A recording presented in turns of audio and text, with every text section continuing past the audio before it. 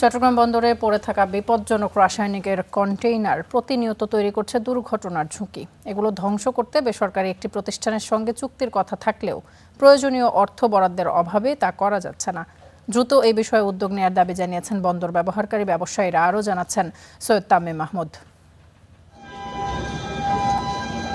সম্প্রতি চট্টগ্রাম বন্দরের rubber tyre gantry crane কিংবা কাস্টমসের অকশন শেডে আগুন লাগার ঘটনায় আবারও আলোচনায় চট্টগ্রাম বন্দরে থাকা ডেঞ্জারাস গুডস বা বিপজ্জনক পণ্যের কন্টেইনার।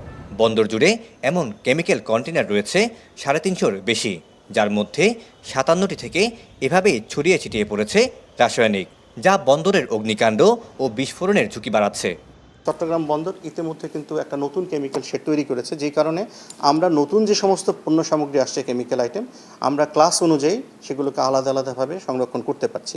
কিন্তু যেগুলো অনেক পুরনো, এমন পুরনো আছে 2003 সালের কন্টেনার রয়েছে, এই কন্টেনারগুলোকে আসলে আমাদের এখন ডিসপোজ অফ করা অতি জরুরি। কাস্টমসের সাথে এবং এনবিআর এর সাথে উদ্যোগ নিয়ে এগুলোকে লাফার্স হোলসিম সিমেন্টের যে ইনসিনারেটর আছে সেখানে ধ্বংস করার জন্য কার্যক্রম উদ্যোগ গ্রহণ করা হয়েছে। এটা বন্দরে থাকা এসব ঝুঁকিপূর্ণ রাসায়নিক ধ্বংস করতে বেসরকারি একটি প্রতিষ্ঠানের সঙ্গে সমঝোতা সইয়ের কথা থাকলেও 7 মাস পরও চূড়ান্ত হয়নি খসড়া।